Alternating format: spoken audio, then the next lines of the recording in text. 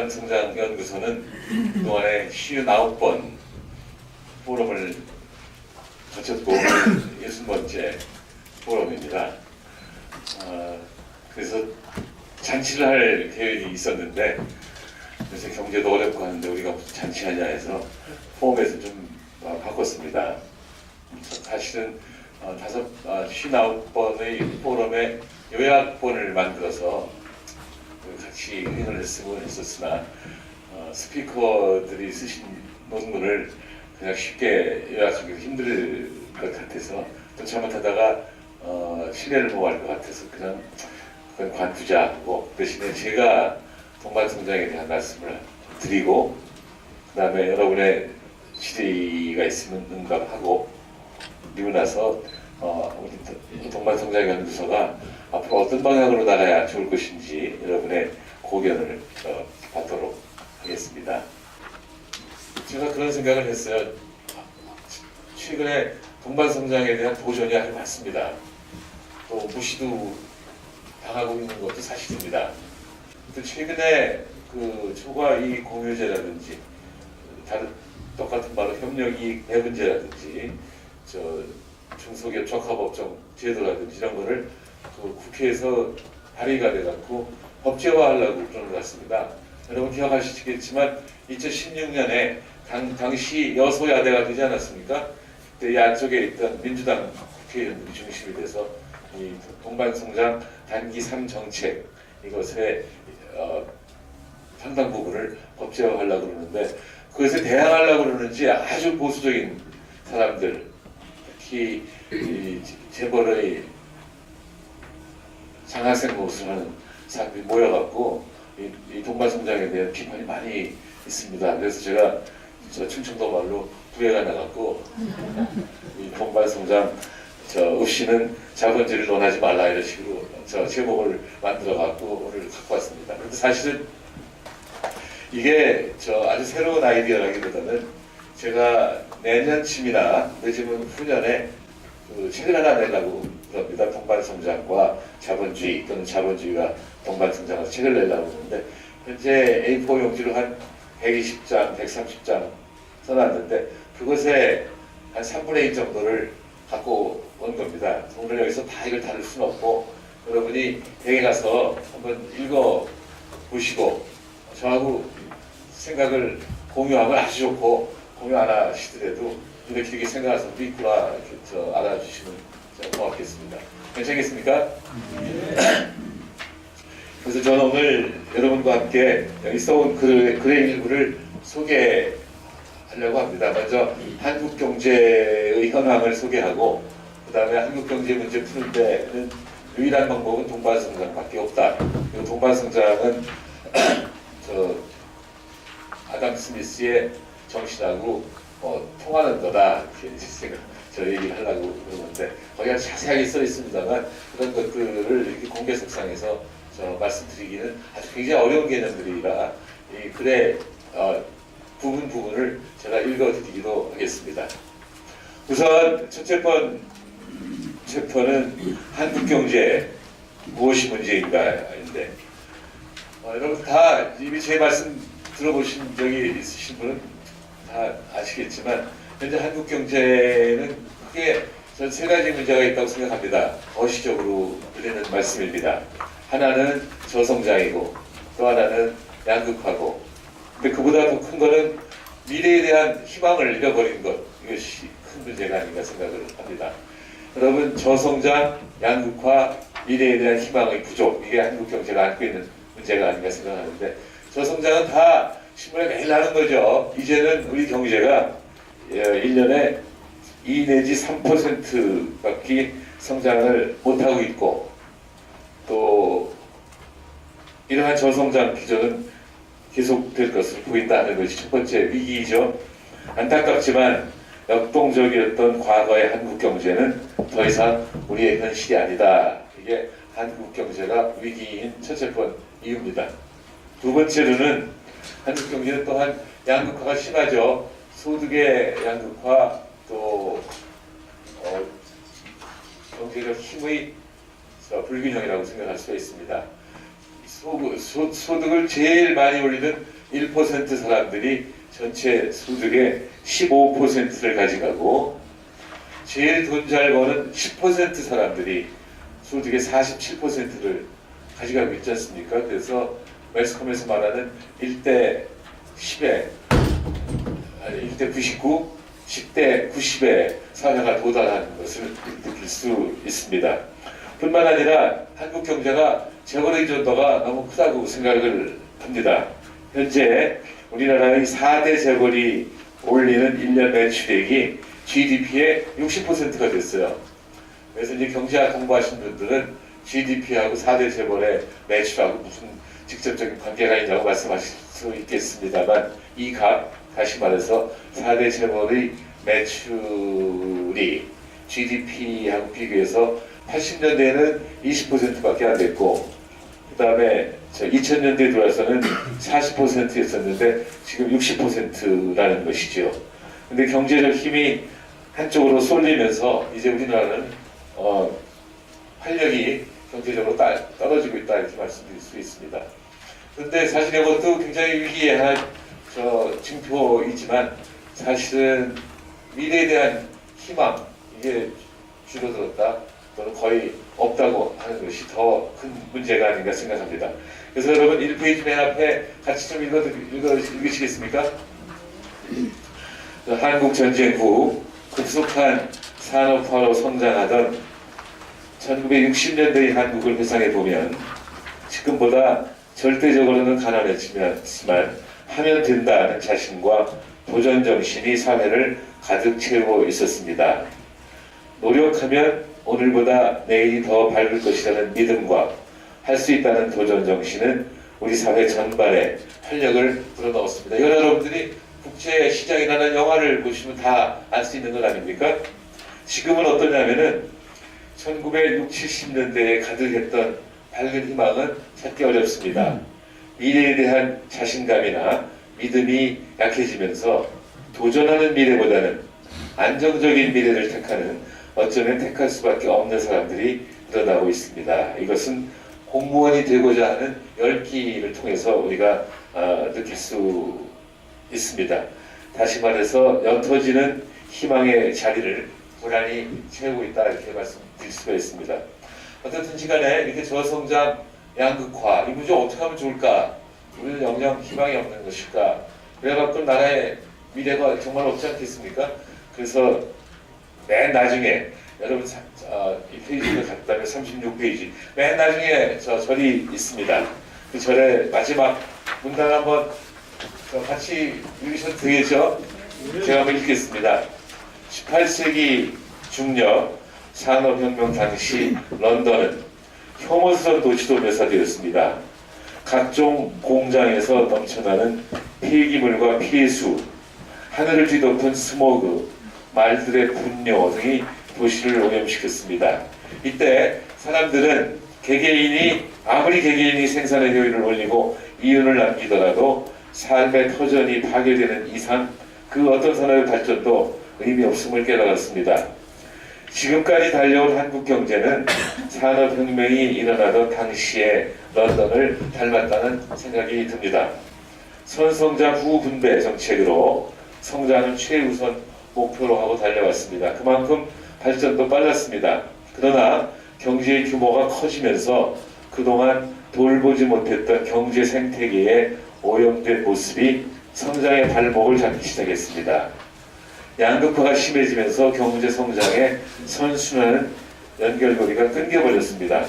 급격한 산업화로 인한 몸살을 앓던 런던이 멈추지 않고 계속해서 성장할 수 있었던 것은 산업화로 규모가 큰 런던에 맞는 새로운 환경에 대한 인식으로의 전환을 이뤄냈기 때문입니다. 지금의 한국 경제는 이런 인식의 전환이 필요한 때입니다.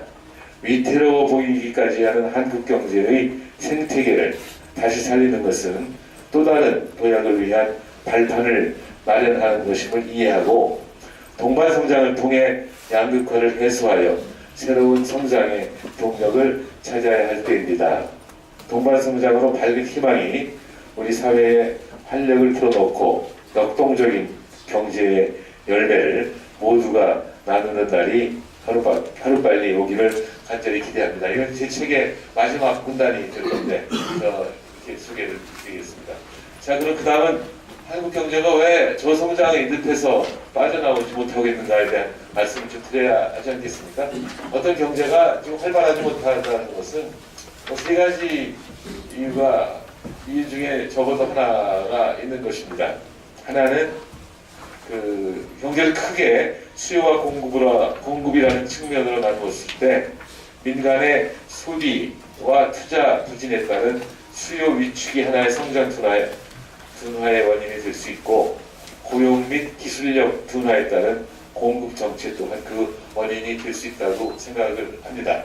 여러분, 지금 한마디로 얘기해서 현재 수출은 적어도 요새는 좀 부진하다고 그러지만 작년 말까지는 아주 오랫동안 계속 성장해 오지 않았습니까? 그래서 소비하고 투자가 문제인데 지금 소비도 부진하고 투자도 부진하고, 투자는 20년 이상 부진하고 소비도 지난 10여 년 이상 부진한 상황입니다. 여러분, 소비가 왜 부진할까요?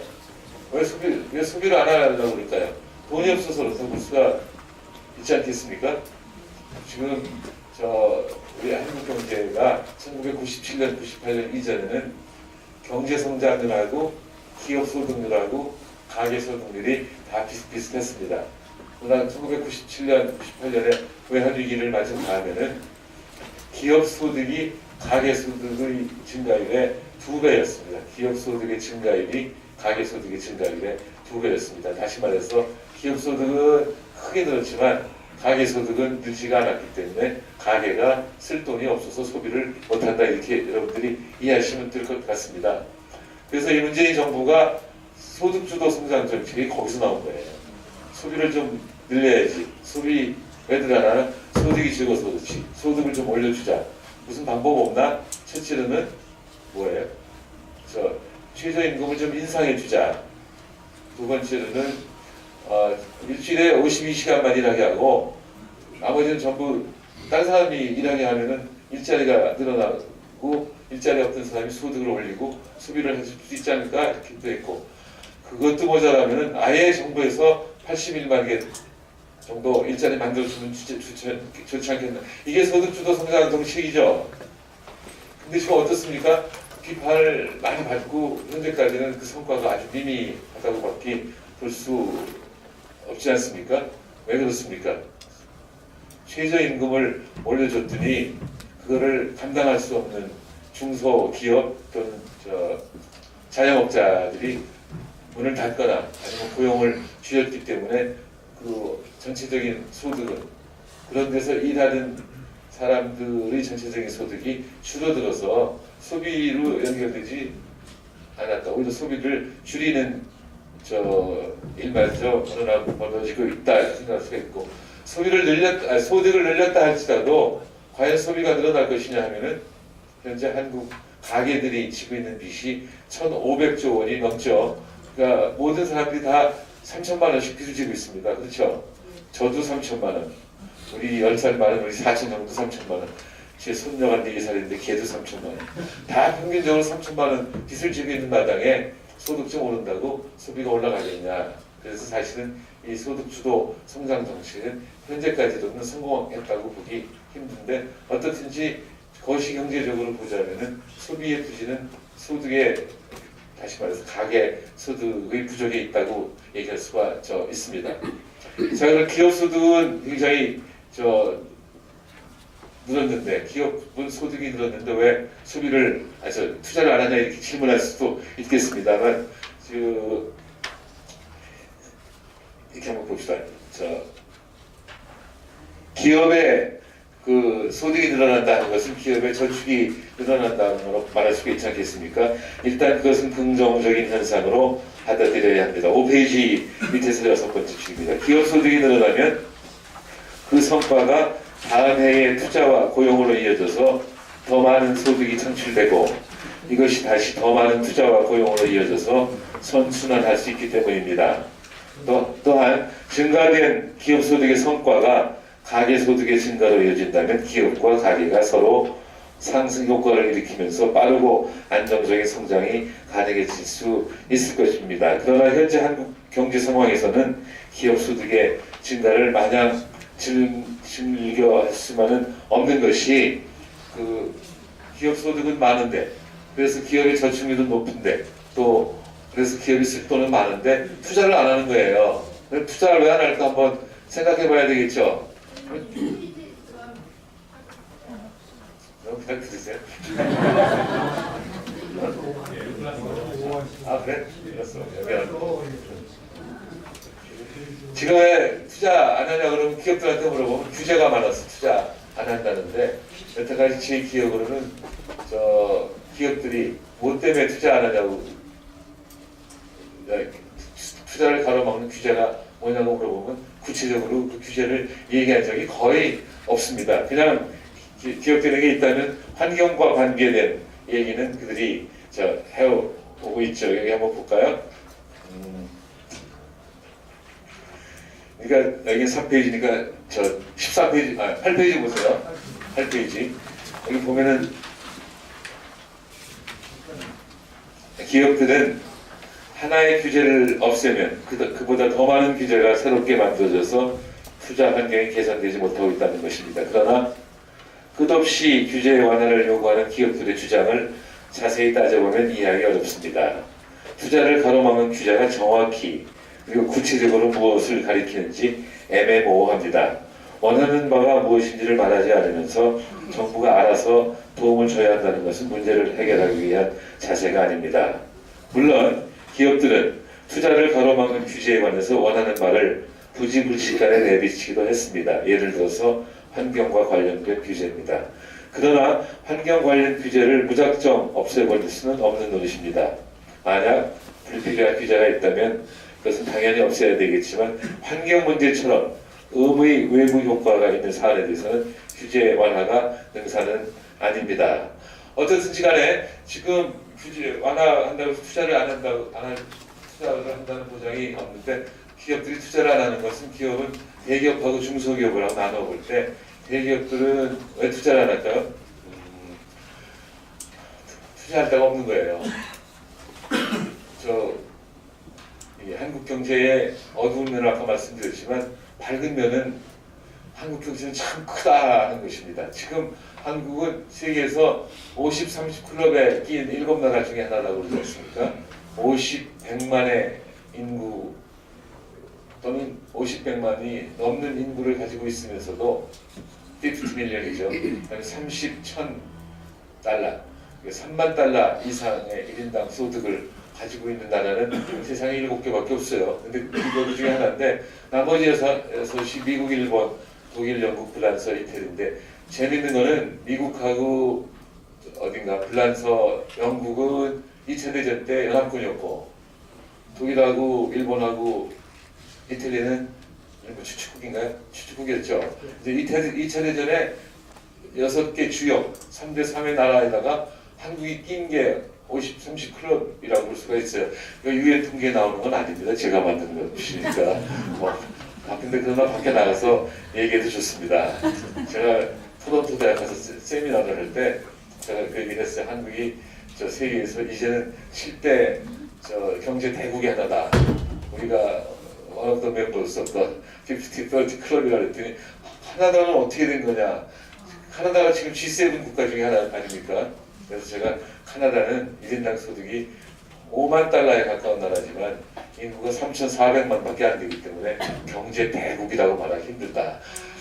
그래, 혼난는지 모르지만 뭐 사실은 사실이니까 이렇게 이렇게 그 밝은 면이 있지만 한국 경제는 지금 대기업은 그 정도 경제 규모면은 첨단 핵심 기술이 있어야 되는데 내가 투자할 텐데 첨단 핵심 기술이 없고 중소기업은 투자하고 싶어도 돈이 없고 하는 게 현실이에요.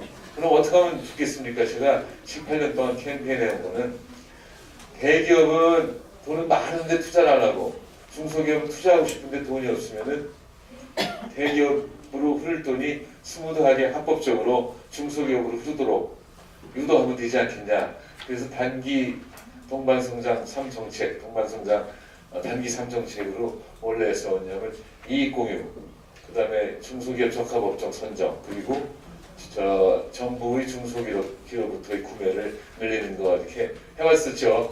근데 여기와 관련해서 이제 여러분들이 알아야 할 것도 굉장히 많이 있어요.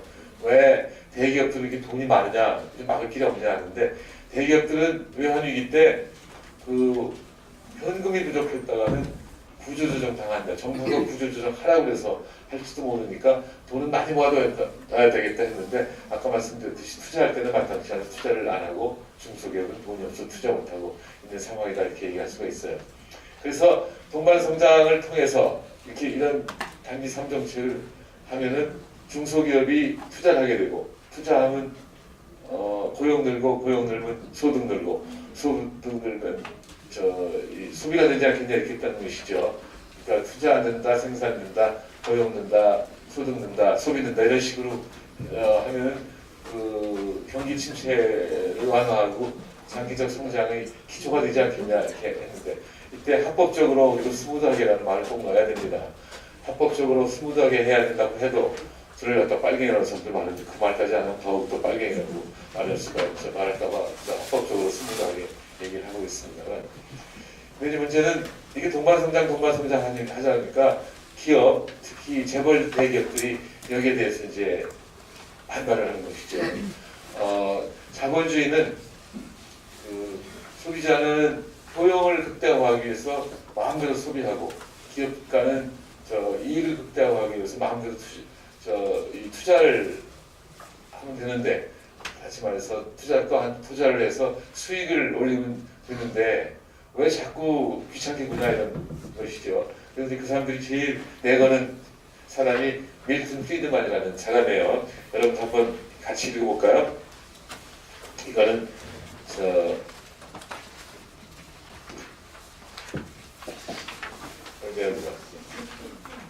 17페이지. 앞서가시네. 17페이지가 밀턴 프리드만의 말, 여기 한번 읽어볼게요. 기업의 사회적 책임은 수익을 올리는 것이다. 1970년 밀턴 프리드만은 뉴욕타임스 매거진에 기고한 글에서 이렇게 말했다.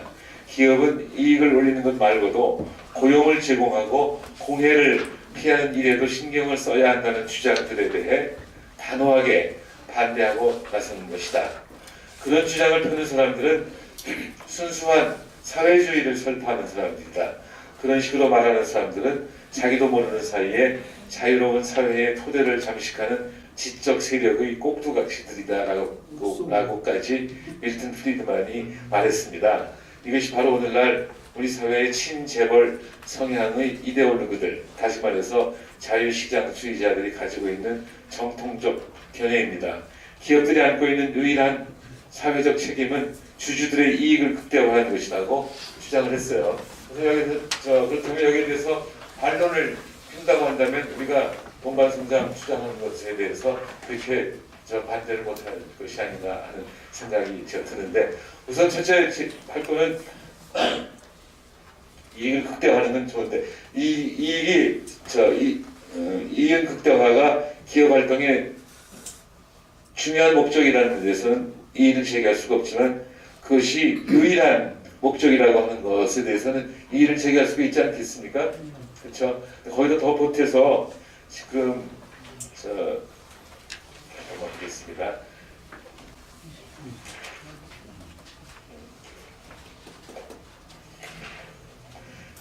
밀턴 프리드만이 이 극대화가 유일한 목적이라고 그랬지만, 그러나 그분이 또 말씀하신 것은 뭐냐면 법을 지키는 한도 내에서 그렇다. 법. 그 다음에 게임의 규칙을 지키는 한도 내에서 그렇다는 겁니다. 법치를 지키는 건 다 이해하시죠? 근데 게임 규칙을 지킨다고 하는 것에 대해서는 밀턴 프리드만이 아주 자세하게 설명은 안 하고 있습니다만, 그것도 한번 제가 살펴보겠습니다.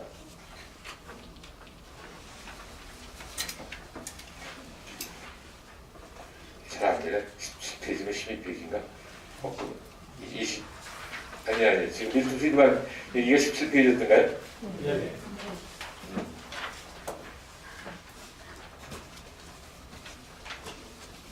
제가 강의 준비가 부족했습니다.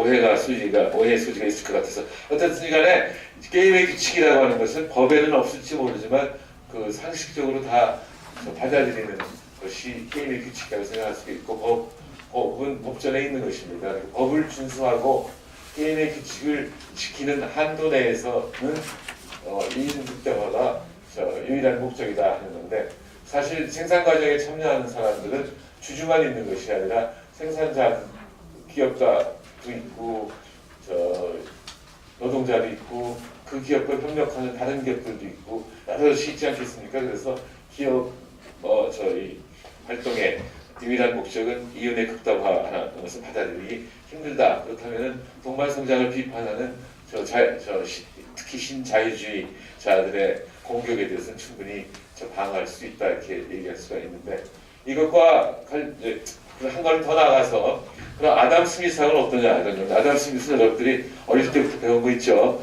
각자가 자기 이익을 추구하다가 보면은 보이지 않는 손에 의해서 사회가 그냥 발전할 수밖에 없다 이런 건데 아담 스미스도 밀턴 프리드만이 얘기하는 거하고 거의 비슷하게 이런 얘기를 했습니다. 세상에 두 가지 법칙이 있다. 그 정의의 법칙이 있고 도덕의 법칙이 있는데 정의의 법칙을 지킴으로써 사회가 유지되는 것인데 도덕의 법칙까지 지켜야 그 사회가 진짜로 발달된다. 근데 그 보이지 않는 손이라는 게 도대체 뭘까 이렇게 얘기를 하신다면은 좀 제가 빨리 끝내야 될 것 같아서 빨리 갑니다. 그러니까 한번 좀 보세요. 여기는 26페이지니까 33페이지 정도 한번 보실까요? 34페이지, 33. 거기서 더 나가서 34페이지 한번 보세요. 34페이지, 거기 책으로 34페이지. 거기 왜 정의 법칙과 도덕 법칙은 어떻게 다른 거 나오죠? 거기 보면은 34. 정의 법칙은 우리가 이웃에 해를 끼치는 것을 막을 뿐이다. 반면 도덕 법칙은 보다 적극적이고 포괄적인 지침이다. 정의 법칙은 문법에 비유할 수 있고 도덕 법칙은 숭고하고 우아한 창작을 위해 비평가를 늘어놓는 법칙에 비유할 수 있다. 앞의 것은 명확하고 정확하며 필수불가결하다. 뒤의 것은 느슨하고 희미하며 일정하지 않다. 그 다 여러분 받아들이시죠? 근데 우리 사회를 보면은 사람들은 그냥 같은 페이지 맨 밑에 보이지 않는 손의 정치는 무엇인가 나오죠. 거기 그것도 한번 여러분들한테 도움이 될 것 같아서 그냥 읽어드리겠습니다. 예수인들이 이 세상에 불후의 작품을 남길 때 그들이 이루고자 했던 꿈속에 돈을 벌겠다는 생각만이 가득 차 있었던 것은 아닐 것입니다. 물론 돈을 벌겠다는 욕망이 전혀 없진 않았겠지만 그들의 꿈은 돈 말고도 예수에 대한 사랑, 열정, 감동과 같은 것들이 더 큰 부분을 차지했을 거라는 얘기죠. 정치인이나 사회운동가도 인류의 생활을 윤택하게 만든 공이 있는 사람들입니다. 오늘날 세계 많은 나라가 민주주의를 채택해서 사람들이 자유를 누리며 살게 된 데는 그 나라 정치인들과 철학자, 사회운동가, 교육자, 오피니언 리더들의 보이지 않는 고뇌와 희생, 지도력이 숨어 있습니다. 이렇게 인류가 과거에 비해 정치, 경제, 사회, 문화적으로 훨씬 다양하고 풍부한 삶을 영위할 수 있게 된 것은 비단 자본주의 경제 시스템이 더 많은 부를 창출했기 때문만은 아니었습니다. 수많은 사람들의 보이지 않는 열정이 결국은 보이지 않는 손이 되어 기업이 창출한 부가가치가 궁극적으로 인류의 복지 향상으로 이어지도록 했습니다. 그 수많은 사람들의 보이지 않는 열정이 바로 아담 스미스가 말한 보이지 않는 손의 정체입니다. 이거 제 얘기입니다. 그냥 밖에 나가서 잘 이렇게 쓰시면 안 돼요. 수많은 사람들의 열정 때문에 경제가 돌아가고 사회 후생이 비로소 극대화될 수 있었습니다. 이런 열정은 돈만으로는 다 설명되지 못합니다. 돈으로는 그런 열정을 살 수도 만들어낼 수도 없습니다. 그래서 밀턴 프리드만의 스토리하고 아담 스미스 스토리하고 조금 엮어서 이해할 수 있겠죠? 근데 아까 제가 말씀드린 그 기업의 목적이 이윤 극대화만 있는 것이 아니라 딴 것도 있다는 말씀을 드리지 않았습니다. 그것도 이 사회를 구성하고 있는 사람들의 열정과 통하는 것이라고 생각할 수가 있겠습니다. 그런데 만약에 그렇게 그리고 또 더 나아가서 우리 산업 생태계가 너무 단조로우면 경제가 불안하다고 생각할 수가 있지 않겠습니까? 우리가 1996년에 외환위기를 97년, 98년에 맞았는데 그때나 지금이나 한국의 대표적 산업이라는 건 한 100개 정도 되는 거예요. IT, 조선, 자동차 이런 거 100개 정도 되는데 그때 우리가 산업 생태계가 너무 단조로워갖고 불안했었는데 결국은 외환위기가 나왔지만 당시에 말레이시아나 대만 등에서 우리가 갖고 있는 산업에 투자를 많이 하면서 국제 그 산업이 만들어낸 물건의 국제 가격이 떨어졌습니다. 뿐만 아니라 당시 제 기억으로는 우리 김영삼 대통령을 따른 분들이 우리 대통령 임기 중에 1인당 소득 $10,000는 유지해야 되지 않아? 하는 생각으로 환율이 올라가야 수출이 되지 않겠습니까? 환율을 낮은 수준으로 유지해가지고서 결국 수출 경쟁력이 더 떨어져서 외환위기를 맞았다고 저는 생각을 하는데 현재조차도 우리 산업 구조가 너무 단순해서 불안은 있다 이렇게 말씀을 드리고 제가 지금 기사를 잘못 해갖고 왔고 시간이 많이 걸리는지 모르겠는데 한 2, 3분에 끝낼게요. 이제 32페이지 여러분이 가지고 있는 37페이지 한번 보세요. 그 37페이지 중원 부원입니다만 다시 한번 읽어드릴게요. 그 두 번째 문날 동반성장은 우리 경제의 잠재 능력을 극대화하고 우리 경제 전체의 후생을 극대화하는 보이지 않는 손의 역할을 하게 될 것입니다. 재벌 대기업들이 우리 경제가 지향해야 할 자본주의 경제의 참모습이 무엇인지를 자각해서 협력 중소기업체를 이윤 극대화의 원천이 아니라 함께 성장해야 할 파트너로 생각한다면 동반성장은 자연스럽게 정착될 수 있고 우리 경제의 잠재 능력은 극대화될 수 있을 것입니다. 재벌 대기업들이 동반성장에 적극 나설 때 비로소 경제개발 이래 지금까지 손가락질 받는 오명을 씻어버리고 국민 모두로부터 사랑과 존경을 받을 수 있게 될 것입니다. 그리고 비단 자신들만이 경쟁 시장에서의 승리자일 뿐 아니라 후발 중소기업들이 세계 시장에서 그리고 국내 시장에서 승리자가 될 수 있도록 선배로서의 도움을 독특히 주었다는 인정도 받게 될 것입니다. 그리고 이제 마지막 네 번째 시대 정신은 바로 동반성장이다. 또는 동반성장은 우리 시대의 시대 정신이다 이렇게 얘기할 수가 있는데 시간이 없어서 줄이겠습니다. 그 다음에 38페이지 가보면은 그 제목만 말씀드리겠습니다. 결국 한국 경제 문제를 해결할 때 동반성장이 대안이다 이런 말씀을 하나 드리고 싶고 그 다음에 어떻게 할 것이냐 중소기업의 몫은 중소기업에 돌리고 법률과 게임의 규칙을 지켜라.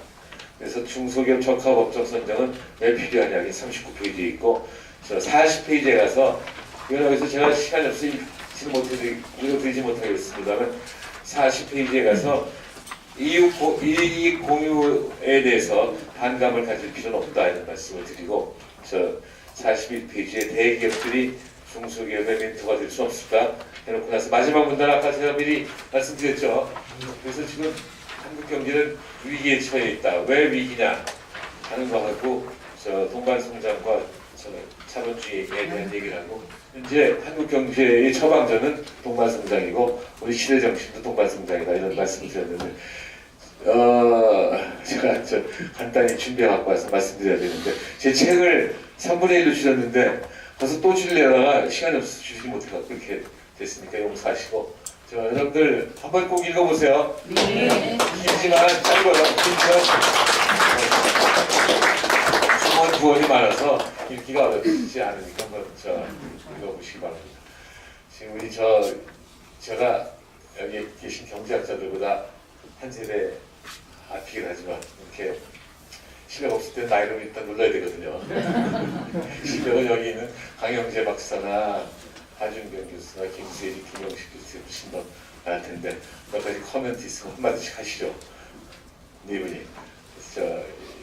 여기 계신 분들이 우리 오늘 여러분들께 던진 화두라고 할까? 화제를 더 잘 이해할 수 있도록 말씀해 주시죠. 네. 네, 지난번 당연했던 박지문입니다. 저는 공과대학이기 때문에 지금 말씀하신 거에 전적으로 공감하면서 조금 바닥 쪽에 얘기를 조금 드리겠습니다. 바닥? 예. 현장, 제가 중소기업 작게 잡아서 수백 군데 간 것 같으니까 전 세계 공장도 많이 볼 편이고. 근데 사실은 아까 말씀하신 그 자본주의 부분에 복지자본주의라고 해가지고 카네기부터 시작해서 록펠러 이런 사람들이 무지무지 욕을 먹던 사람들이 세상을 바꾼 그런 부분들이 미국에 있었기 때문에 지금 미국 부자들은 절대 돈 가지고 정말 자기 욕심대로 살지 않는 그런 부분이 있었다는 거고요. 또 예전같이 그렇게 이익 극대화가 목표가 아니고 요새 하버드 경영대에서 나오는 잡지들 보면은 Corporate Social Responsibility 그래가지고 이게 사회에 뭔가 해야지 진짜 기업이 진짜 기업이다 하는 얘기도 하고요. 또 사실은 대중소기업 임금 격차에 제일 기여 많이 한 재벌이 삼성입니다. 딴 데서 노사분규 심하면서 봉급 격차 뭐 이렇게 올리고 뭐 이러면은 그거보다 우리가 조금 더 줄 거야 해가지고 정말 계속 올라갔기 때문에 그걸로 인해서 대중소기업 협력이 안 되는 부분도 있지만 삼성이 좋은 일도 많이 한 게 제가 2015년에서 18년 스마트 공장 추진단할 때 삼성이 정말 드러나지 않게 아까 이렇게 대기업이 자기의 노하우를 밑에 전달해 주면 어떤가 하는 거를 한 1000개 중소기업이 그 혜택을 입었는데 그냥 조용히 입 닫고 있는데 저래도 얘기해 줘야 될 것 같아요. 굉장히 잘된 기업들이 많습니다. 예. 그리고 앞으로 운영하는 거에 대해서는 저는 전혀 모르겠습니다. 아니 지금 말씀하신 중에 몇 가지 생각난 게 있는데 결국 미국 기업들이 스스로 좋은 일을 시작한 건 아니고 벌써 20세기 초반에 시어더 로즈벨트가 큰 기업 다 나눠버리고 하는 그 전통을 만들어 갖고 오늘날 미국은 우리보다 훨씬 동반 성장이 잘 된 나라라고 볼 수가 있습니다. 그래서 궁극적으로는 재벌 대기업의 총수가 문화를 스스로 바꿔야 되는데 정말 스스로 바꿀 수 없으면은 정부가 법제화를 통해서라도 바꿔야 되지 않겠냐는 생각이 하나 동감이고 또 하나는 이게 오늘 삼성 찬양 문자들만 모였는지 모르겠지만 저는 사실 총장할 때 삼성한테 부시하게 도움을 많이 받았습니다. 이건희 회장이나 이재용 당시 전무를 한 번도 본 적도 없는 사람인데 총장 되자마자 저를 만나자고 해서 만났더니 좀 도와주겠다고 해갖고 부탁하라고 도움을 받았어요. 얼마 필요하냐고 해서 제가 제 돈보다 훨씬 크게 불렀죠. 1년에 514년만 주십시오 했는데 결국은 뭐 현금은 한 600억밖에 못 줬고 대신에 현물로 여기가 호암이 이병철 회장의 홈입니다. 당시 여기 저때 진 게 아니고 저때 대대적인 수리를 하는데도 한 100억은 넣었을 거예요. 그 다음에 공과대학에는 영재 프로그램도 했죠. 그것도 삼성이 150억 원 하고 또 미술관도 170억 줘주고 해서 그런 좋은 일들이 많이 있는데 제 친구가 삼성하고 거래를 하는 1차 협력업체가 있는데 저한테 매 삼성 욕하더니 최근에 자기도 좀 투자 다변화를 해야 되겠다고 다른 대기업하고 붙었는데 아유 삼성은 신사인데 그런 얘기 들었어요. 그러니까 지금 우리 박 교수가 말씀하시는데 보충 설명 드렸습니다. 네, 여기서 하신다고 하셨는데.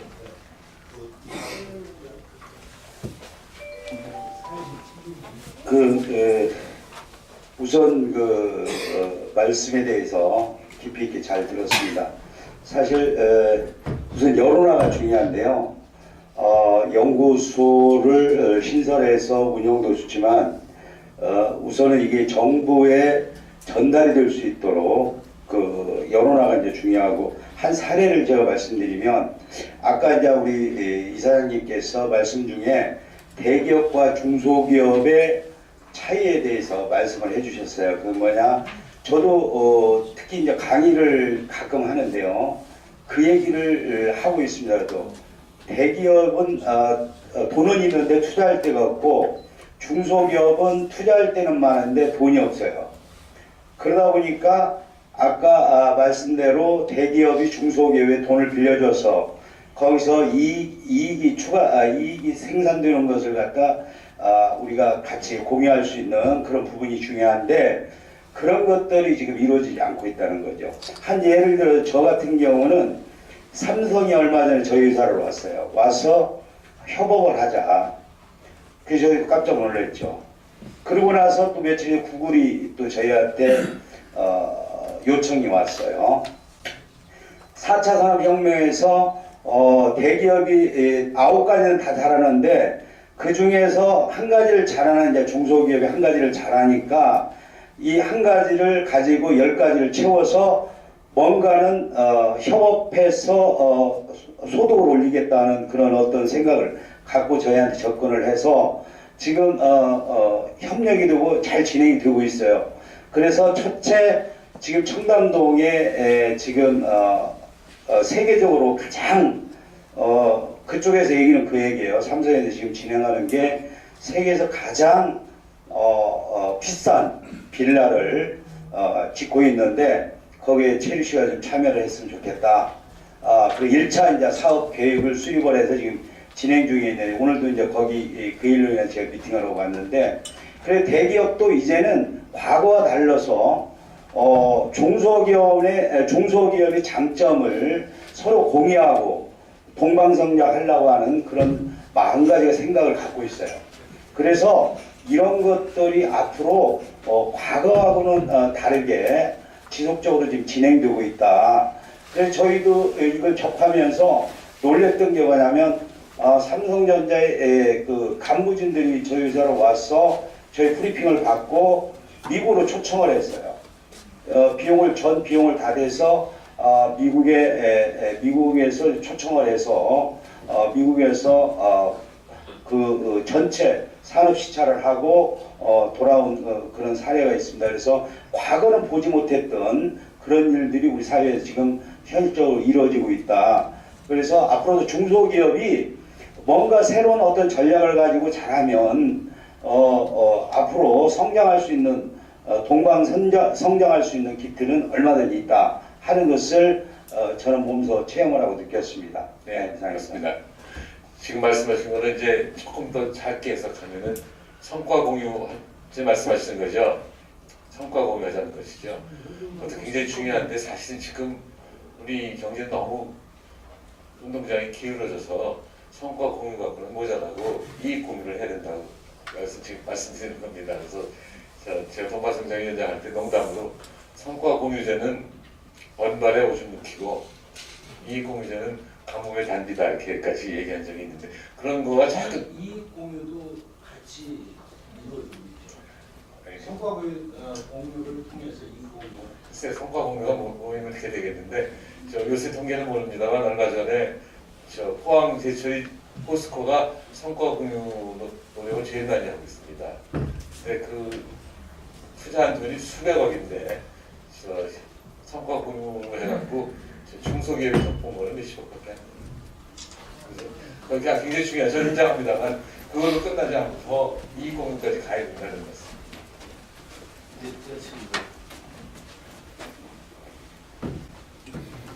안녕하십니까. 저는 우리 그 이사장님께서 명예회장님으로 계신 한국재능기구협회 사무총장을 맡고 있는 이종명입니다. 우선 그 동반성장 포럼 60회 기념을 진심으로 축하드리겠습니다. 그리고 이사장님 정말 애 많이 쓰셨고요. 스태프분들 많이 애쓰셨던 것 같습니다. 제가 좀 뭐 그 두 가지만 좀 답을 드리고 싶은데요. 질문하고요. 우선 이제 동반성장이라는 그 이 타이틀이 정말 그 이사님께서 그 애정을 가지시고 오랫동안 꾸준히 일관되게 진행을 해오셨던 걸로 잘 알고 있는데 간혹 그 이게 지금 우리 침묵하는 지식인들의 모임이다 하는 그런 생각 가끔 가졌습니다. 왜 그러냐면 대한민국 최고의 경제 석학들이 이제 주제 발표도 하시고 토론도 하시는데 이게 정말 그 어떤 정책이라든가 실제 그 우리 그 산업 현장에서 또 동반성장이 꼭 필요로 장소에서 동반성장이 좀 실제 우리 이론적으로 이렇게 논의되고 있는 내용들이 접목이 됐으면 좋겠다 하는 생각을 했는데 간혹 물과 기름처럼 정말 좋은 이론들이 실제 우리 산업 현장에서는 이론으로만 지금 이제 쓰이고 있지 않았나 하는 생각이 들고 저도 이제 그 중소기업을 운영하는 그 사업자이기도 한데요. 국내 그 지금 중소기업들이 사실 설 자리를 잃고 해외로 많이 나가기도 하고 지금 많이 도산도 하고, 제가 어제 어느 지역을 갔다가 밤늦게 서울로 입성을 했는데 보니까 간판에 불이 켜져 있는 거 보니까 모텔, 노래방, 커피숍 뭐 이런 것들이, 그 밖에 어떤 좀 뭔가 좀 생산력이 좀 특이하고, 치킨집 이런 거 이외에는 간판이 보이지가 않더라고요. 물론 이제 아까 말씀하신 것처럼 지방 출장을 가면 뭐 충무, 거제 뭐 이런데, 군산 이런 데 가면 정말 거리가 필요합니다. 뭐 우리나라 조선 그 자동차 대표적인 그 중소형 도시들인데, 결국은 이제 그 동반성장이 그 맥이 이어지지 않고, 그다음에 중소기업들이 살지 못하고 그래서 그 여파들이 또 있고, 또 지금 아까 이제 법제도는 제가 일일이 말을 하지 않아도 최근에 매스컴을 통해서 잘 아시겠습니다만은, 중소기업이나 국내 대기업들이 국내에서 지금 기업을 운영하기 점점 어려운 환경들이 조성되고 있고, 이 각종 뭐 세금이라든가 아까 이제 최저임금, 그다음에 근로시간 단축이라든가 기업하기 아주 어렵고, 뭐 노동자들은 좋을지 모르겠지만 사업을 운영하는 사업자들이 이 기업을 살려야지 그 직원들을 고용을 하고 다시 또 재고용 창출을 하고 소비가 이루어지고 선순환이 이루어질 텐데, 이게 안 되니까 당연히 국내에서 더 사업을 할 수 없는 것이죠. 그래서 이런 것들은 물론 이제 뭐 정부하고 연결이 돼야 되겠지만, 이것이 우리 자그마한 어떤 그 지식인들께서 논의되고 이런 것들이 그냥 여기서 논의로 끝나는 것이 아니고, 실제 경제 정책에 뭔가 좀 그 반영이 될 수 있는 방법을 좀 연구하면 좋겠다 하는 거 하고요. 연구소 문제 간략히 말씀드리겠습니다. 아까 사실은 그 사회 전반에 상당히 저 리더들께서 여기 모여 계신 걸로 알고 있고, 제가 총리님을 한동안 모셨던 그 분으로부터 그 얘기를 들어서 이 모임을 좀 활성화해서 좀 돕고 싶은데, 이 재정의 문제가 있어서 어떻게 할까 지금 고민하고 있다 이런 얘기를 했는데, 저도 기존 풍족하게 못했지만, 사실 이렇게 대한민국에 정말 이렇게 좀 없어져서는 안 될 이런 필요한 이런 단체나 연구소들은 각각 우리가 조금이나마 보태면 좀 넓게 관심 있는 분들에게 홍보를 통해서 이런 단체들이 더 명맥을 유지하고 더 활성화될 수 있도록 해야 되는 것이 아닌가. 여기 그냥 참석하는 것만으로 만족하고 그냥 느끼고 가는 것이 문제가 아니고, 나중에 이 단체가 대한민국 경제를 이끌어갈지 누가 알겠습니까? 그리고 뭐 아무래도 큰 힘이 되지 않겠나 하는 생각에서 어제 말씀드렸고, 아무튼 이사님 축하드리고 감사드립니다. 네, 고맙습니다. 우선 말만 하지 말고 행동을 하라고 혼자만 하지 말고 누가 같이 하라고 말씀인데, 제약이 좀 있어요. 돈이 충분 조건은 아니지만 좀 필요 조건이기 때문에, 근데 고민을 많이 했습니다만 그 말씀 주신 걸 용기를 얻고부터 노력을 다하겠습니다. 오늘 식사하시면서 운동해갖고 말씀 나누면 어떻겠습니까? 네, 고맙습니다.